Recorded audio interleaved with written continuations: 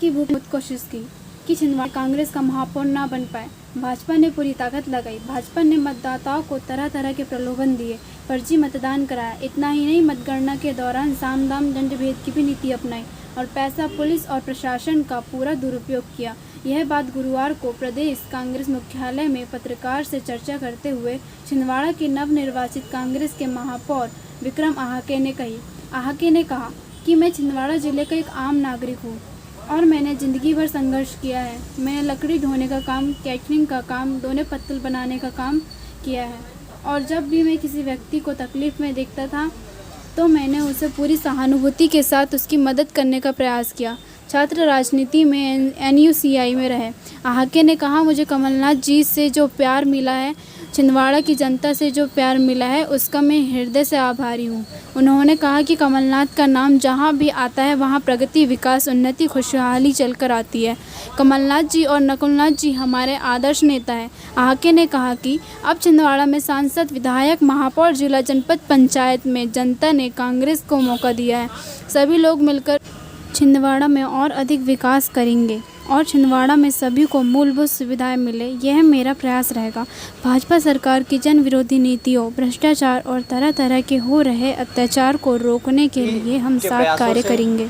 जो आशीर्वाद और स्नेह मुझे मिला, चाहे टिकट के पहले से और चुनाव जीतने के बाद तक, उसके लिए मैं आप सभी का हृदय से आभारी हूँ। माननीय कमलनाथ जी हमारे सर्वमान्य नेता हैं और हमारे आदर्श हैं। छिंदवाड़ा जिले के लोकप्रिय युवा सांसद आदरणीय नकुलनाथ जी के आशीर्वाद से मैंने जीवन में कभी सपने में भी नहीं सोचा था कि इतनी बड़ी उपलब्धि, इतना बड़ा मौका मेरे जीवन में आएगा। मैं कांग्रेस पार्टी से, कमलनाथ जी की विचारधारा से, कांग्रेस की विचारधारा से जुड़ा, लेकिन निरंतर चलते रहा। संघर्षों से जीवन निकल कर आया, परिस्थितियों से निकल कर आया और शुरू से, जैसा कि आप लोगों, मुझे पता नहीं था कि मेरी तस्वीरें वायरल हो जाएगी। वो तो मैंने अपने पिछले कुछ दिनों में सोशल अकाउंट में डाला था, लेकिन चुनाव जीतने के बाद जब लोगों ने खोजा तो तस्वीरें सामने आई जिसमें कुछ पत्तल बनाते हुए, कुछ लकड़ियाँ उठाते हुए, कुछ खेती का काम करते हुए, कुछ साइकिल चलाते हुए।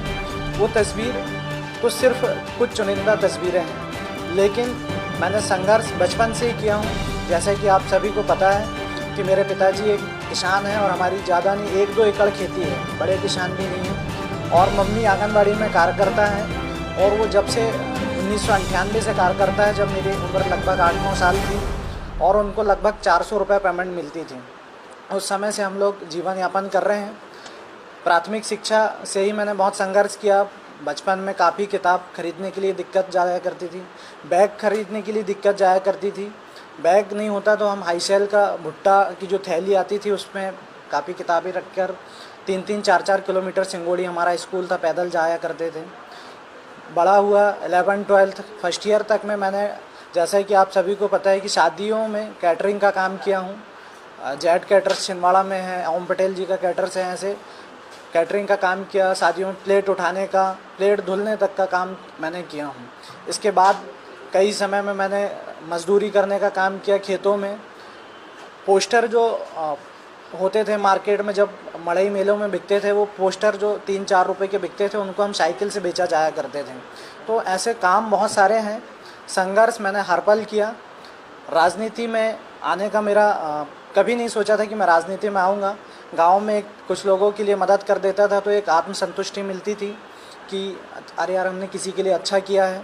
तो धीरे धीरे ये जिज्ञासा बढ़ने लगी। जब कॉलेज में पहुंचा और छिंदवाड़ा PG कॉलेज में जब मैंने फर्स्ट ईयर क्लास पढ़ना चालू किया, उस समय जब गांव के लोगों के साथ वहाँ अन्याय, अत्याचार, शोषण होते थे तो अंदर से तकलीफ़ होती थी।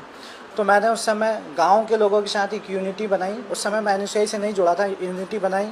फिर उनके अधिकारों के लिए लड़ना, आदिवासी युवाओं के लिए उनके अधिकारों के लिए लड़ना प्रारंभ किया। फिर जैसे जैसे मुझे पता चला कि एक NUCI एक संगठन होता है कांग्रेस का, तो मैंने उस समय NUCI में प्रवेश किया।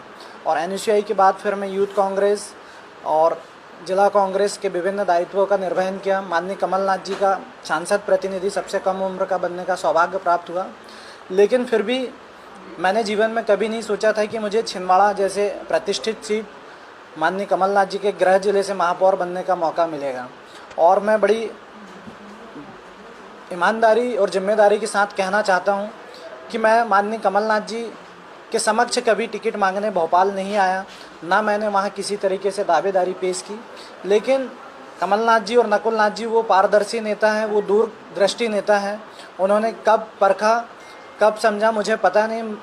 जब मैं वहाँ सोशल मीडिया चला रहा था और इंडियन नेशनल कांग्रेस के पेज से पहली बार जब जो सूची जारी हुई तो मैं सूची पढ़ने लगा। मुझे अंदाज़ा नहीं था कि मेरा नाम भी सूची में होगा। तो जैसे ही मैंने देखा छिंदवाड़ा से विक्रम आके, तो मतलब मुझे समझ नहीं आया कि क्या हो गया। तो फिर बधाइयों का तांता लगा रहा और निश्चित तौर पर एक कमलनाथ जी की सीट होने के बाद मानसिक तनाव ज़्यादा था। मेरे लिए तो टिकट मिलना एक सौभाग्य की बात थी, लेकिन प्रेस्टीज पॉइंट माननीय कमलनाथ जी, नकुलनाथ जी की था। शिवराज सिंह चौहान जी वहाँ 2-2 बार गए, वहाँ महापौर का प्रत्याशी बदला गया। सत्ता की भूख इतनी थी भारतीय जनता पार्टी में कि उन्होंने एक ऐसे नगर निगम के सहायक आयुक्त, नगर निगम के कमिश्नर को इस्तीफा दिलवाकर वहाँ पर चुनाव लड़वाया गया। मानसिक तनाव था, प्रशासन और सत्ता भारतीय जनता पार्टी की थी। उन्होंने पूरा जो पैसा और पावर का उपयोग करना था पूरा किया।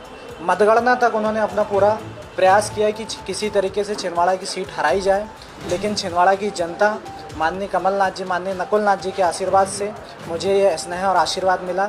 मैं कांग्रेस पार्टी का, कमलनाथ जी का, नकुलनाथ जी का और हमारे राष्ट्रीय नेता आदरणीय राहुल गांधी जी, सोनिया गांधी जी, श्रीनिवास बीबी, विक्रांत भूरिया और यहाँ तमाम बैठे प्रेस में मेरे साथ में मध्य प्रदेश कांग्रेस कमेटी के समस्त पदाधिकारियों का, कांग्रेस परिवार का हृदय से आभार हूँ और छिंदवाड़ा ज़िले की जनता का और कांग्रेस परिवार कमलनाथ जी, नकुलनाथ जी का जीवन भर ऋणी रहूँगा।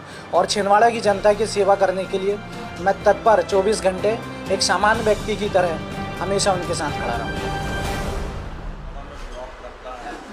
अभी जैसे 2018 के पहले